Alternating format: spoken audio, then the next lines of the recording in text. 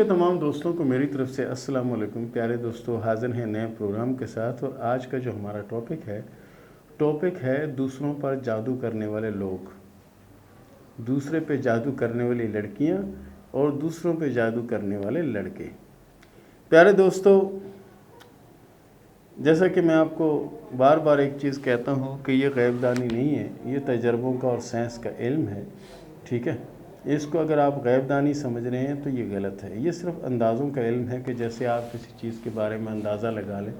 मिसाल के तौर पर अगर आसमान पर गहरे बादल छाए हुए और आपने अंदाज़ा लगाया कि बारिश होने वाली है, तो अगर वो बारिश हो गई तो वो आपकी गैबदानी तो नहीं है, वो आपका अंदाज़ा है। इसी तरह पामिस्ट्री भी एक अंदाज़ों का इल्म है। ठीक है, और इसमें अगर कोई लकीर टूट जाती है, फूट जाती है, उसमें जजीरा बन जाता है, कोई ऐसी चीज़ बनती है, तो बेहतरीन हुकमत अमली से आप उसको सीधा कर सकते हो। ठीक है ना, आप उस हालात को ठीक कर सकते हो। मिसाल के तौर पर किस्मत की लकीर आपके हाथ में टूट फूट का शिकार है, तो आप ये समझेंगे कि सारी उम्र ऐसे रहेगी, तो ऐसे नहीं रहेगी। लेकिन क्या है कि आप कोशिश करें, मेहनत करें, अल्लाह बदलने वाला है और इंशाअल्लाह अल्लाह आपके नसीब ज़रूर बदलेगा। प्यारे दोस्तों, आज का जो टॉपिक है वो ये है कि कुछ लड़कियां, कुछ लड़के ऐसे होते हैं कि जिनकी ज़बान में अल्लाह ताला ने जादू वाला असर दिया होता है, यानी मैजिक।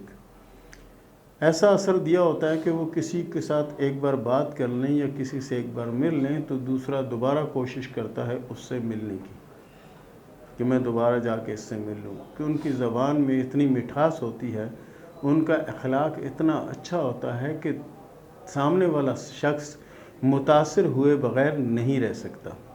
तो वो लकीर कौन सी होती है मैं आपको बना के बताऊंगा और आप अपने हाथ में तलाश करना। हो सकता है आपकी ज़बान में भी अल्लाह ताला ने वही असर रखा हो कि आप भी जादू हो, आप में भी जादू के असरात हों, कि आप भी बंदे को अपने मुतहद, अपने कंट्रोल में कर सकते हों। तो प्यारे दोस्तों, दिमाग की लकीर ये मैं पहले बनाकर आपको बता दूं ताकि आपको समझ भी आती जाए साथ साथ।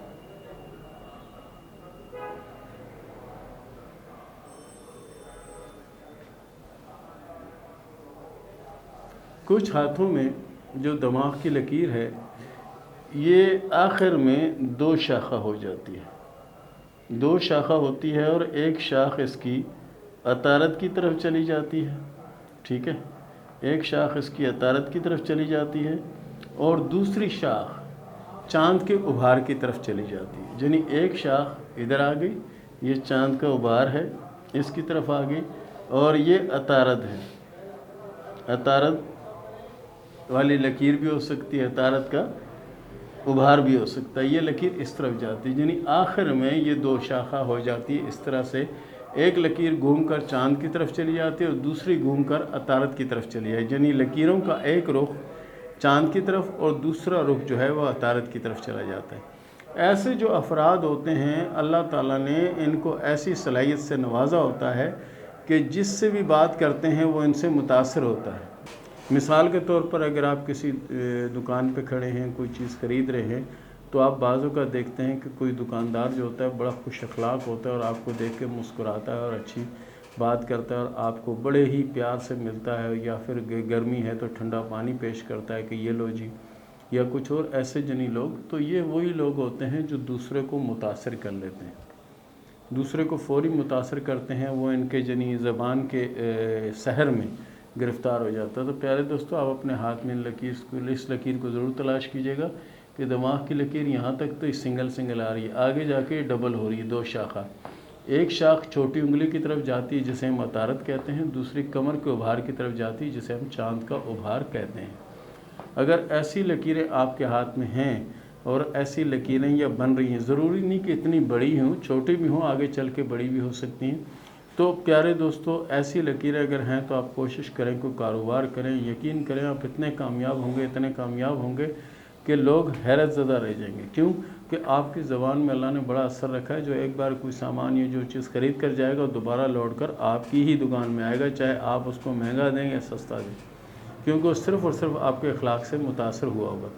तो प्यारे दोस्तों, ये था हमारा आज का प्रोग्राम। इसके साथ ही शुरू करते हैं सवाल और जवाब का सिलसिला।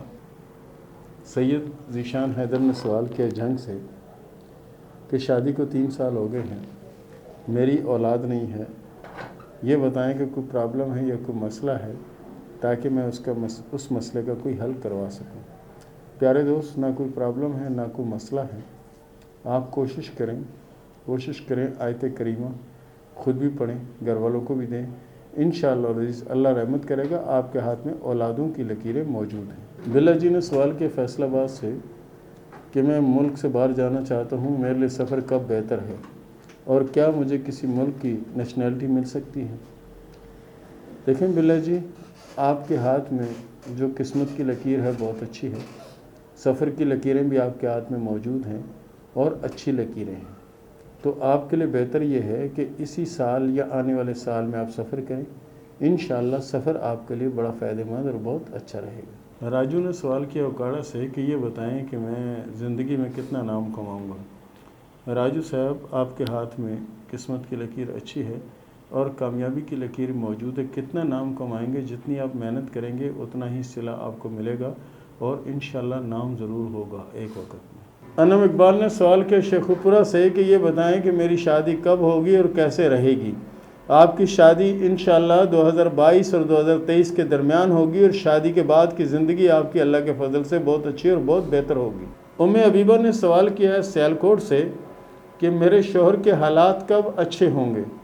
دیکھیں ام حبیبہ صاحبہ، آپ کے ہاتھ میں قسمت کی لکیر اچھی ہے اور دولت عورت کے نصیب سے ہوتی ہے، مرد کے نصیب میں دولت نہیں ہوتی۔ دولت عورت کے نصیب سے ہوتی ہے اور آپ کا نصیب اللہ کے فضل سے اچھا ہے۔ باقی یہ ہے کہ یہ سال تھوڑا سا آپ کے لیے ٹھہراؤ کا ہے، اگلا سال آپ کے لیے بہتر آئے گا۔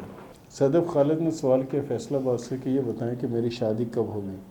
آپ کی شادی انشاءاللہ العزیز 2022 میں ہونے کے چانس موجود ہیں اور شادی کامیاب رہے گی، شادی کے بعد کی زندگی اچھی ہوگی۔ شاہزیب نے سوال کیا باولپور سے کہ میرے ہاتھ میں نظر کمزور ہونے کی کوئی علامت ہے یا نہیں۔